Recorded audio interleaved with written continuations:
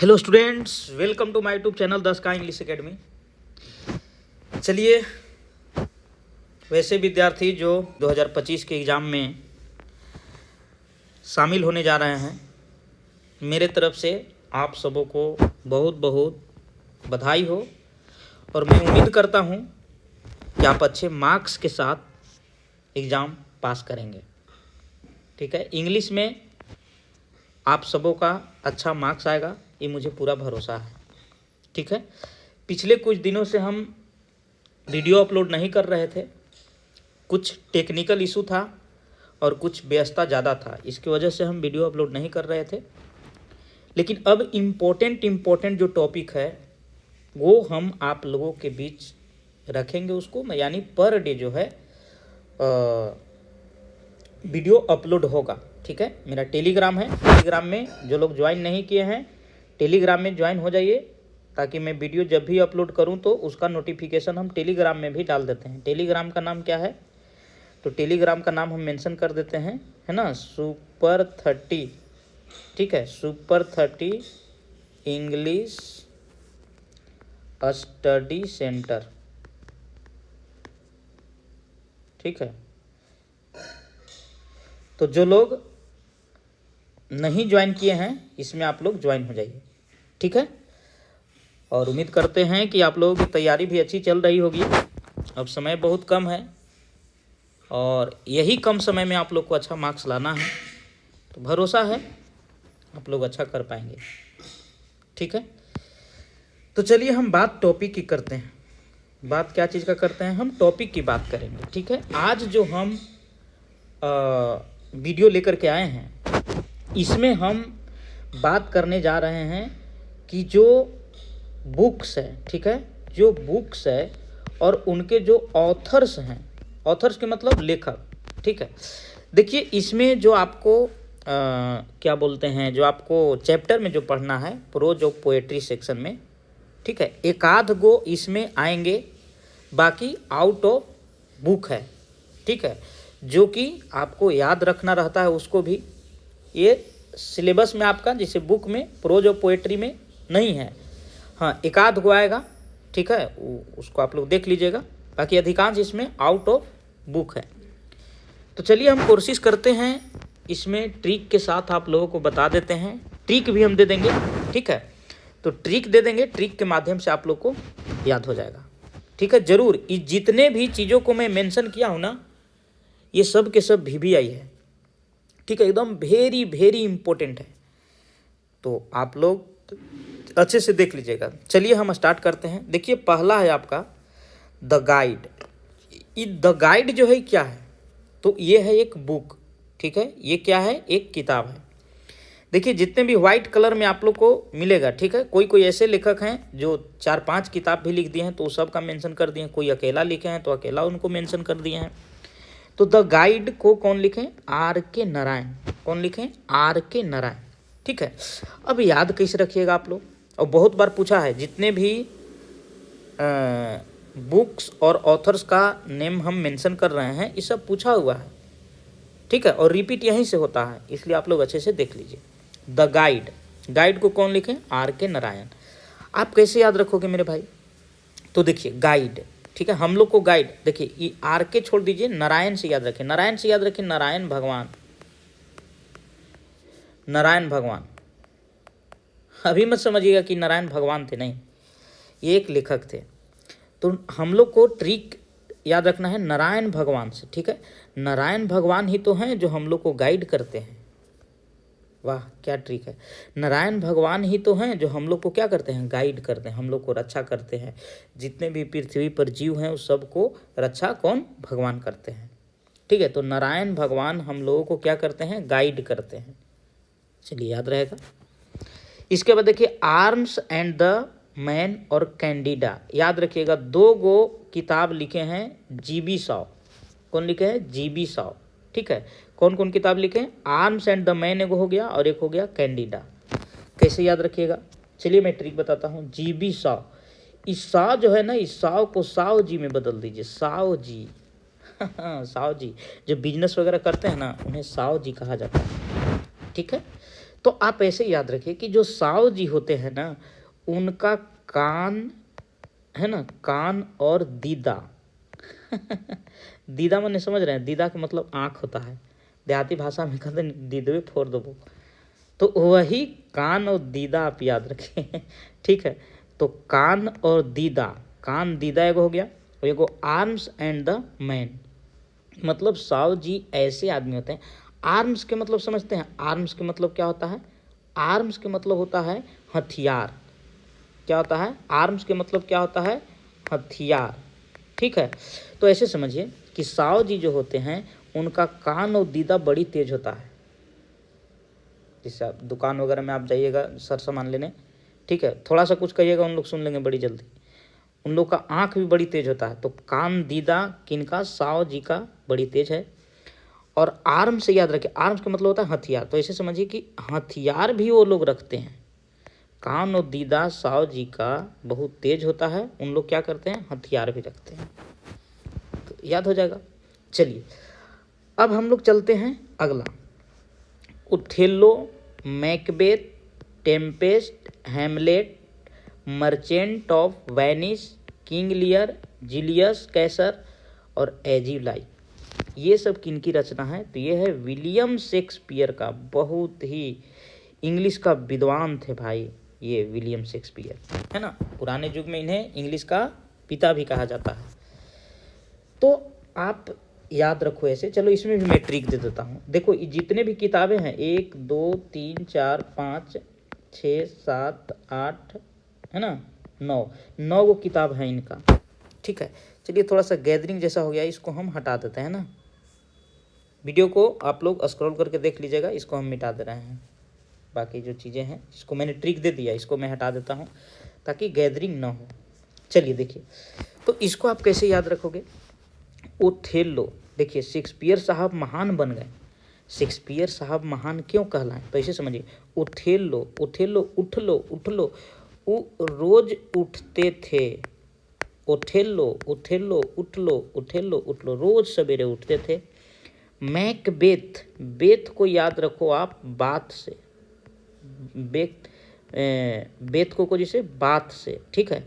तो रोज उठते थे, स्नान करते थे। बेथ, बेथ को जैसे बात से, ठीक है। टेम्पेस्ट, टेम्पेस्ट को याद रखो टेम्पल से, ठीक है। तो ऐसे समझो कि शेक्सपियर साहब जो थे वो उठते थे, बेथ यानी बात करते थे, स्नान करते थे। टेका बात मतलब होता है स्नान करना, तो बेथ से याद रखिए बात। इसके बाद टेम्पेस्ट यानी कि टेम्पल, मंदिर जाते थे, ठीक है। जब मंदिर से आते थे तो इनको कहीं जाना रहता था, तो वो क्या करते थे? गाड़ी से जाते थे यानी बाइक से। तो सबसे पहले क्या पहनते थे? हेमलेट पहनते थे, ठीक है। ऐसे हेलमेट होता है लेकिन आप हेमलेट से याद रखिए, ठीक है। और जाते थे कहाँ मिलने? मर्चेंट ऑफ वेनिस, ठीक है। मर्चेंट मतलब क्या होता है? व्यापारी। क्या होता है? व्यापारी, ठीक है। तो वो एक व्यापारी से मिलने जाते थे, मर्चेंट से, ठीक है, जो कि किंग था। वो जो मर्चेंट था वो क्या था? किंग था, यानी कि राजा था, ठीक है। और उस राजा के साथ जूलिया भी आती थी। जूलिया, लुलिया याद होगा आप लोग को जूलियस को जैसे जूलिया, जूलिया को लुलिया से याद रखो। एज यू लाइक, और बातचीत होने के बाद लास्ट में कहते थे कि जैसा आपकी मर्जी, ठीक है। उम्मीद करते हैं इसको आप लोग समझ रहे होंगे। चलिए एक बार फिर से रिपीट कर देते हैं। शेक्सपियर साहब ओथेलो उठते थे, मैकबेथ बेथ कर यानी बात स्नान करते थे, टेम्पेस्ट यानी टेम्पल जाते थे, हेमलेट पहनते थे स्नान वगैरह करके, और मर्चेंट से मिलने जाते थे बाइक से, इसीलिए हेमलेट पहनते थे, ठीक है। वो जो मर्चेंट था वो किंग था यानी राजा था, उसके साथ जूलिया भी आती थी। और लास्ट में बातचीत होने के बाद क्या बोलते थे इन लोग? एज यू लाइक, जैसी आपकी मर्जी, ठीक है। ये सब शेक्सपियर की रचनाएं हैं। चलिए आगे बढ़ते हैं। अ पैसेज टू इंडिया, है ना, भारत का एक पैसेज, इसको लिखे हैं E.M. फोस्टर साहब। कौन लिखे? E.M. फोस्टर साहब। कैसे आप याद रखोगे? तो पैसेज टू इंडिया, पैसेज मतलब संदेश भी होता है, ठीक है। पैसेज के मतलब माने एक संदेश के सेंस में भी इसका यूज होता है। तो ऐसे समझिए भारत का संदेश, ठीक है। तो ऐसे समझो ना, फोस्टर, फोस्टर को याद रखो पोस्टर से, फोस्टर को कोजिस याद रखो पोस्टर से, ठीक है। भारत को पैसेज, या ऐसे कहो भारत के ऊपर पैसेज लिखने का काम फोस्टर साहब करते थे, प्रचार करते थे, भारत को प्रचार करते थे पोस्टर से, ठीक है। तो इधर से पैसेज और इधर से पोस्टर, याद रहेगा। चलिए अगला देखिए, प्रिंस एंड प्रेजुडाइस और ईमा। देखिए ये दो रचना किनका है, जेन ऑस्टन का, ठीक है, जेन ऑस्टन का। कैसे याद रखोगे, प्राइड, प्राइड मतलब होता है गर्व, प्रेजुडाइस मतलब होता है पक्षपात। ईमा, ईमा एक किताब है।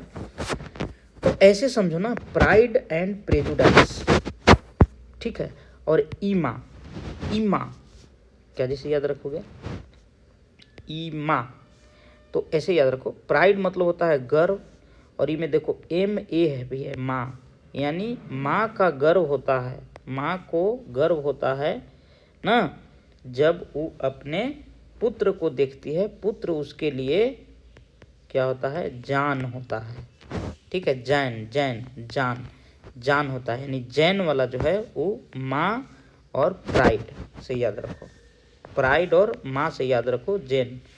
गर्व होता है माँ को, वो अपने पुत्र को क्या कहती है कि वो जान है मेरा। चलिए आगे देखिए, सावित्री, इसको लिखे हैं अरविंदो घोष।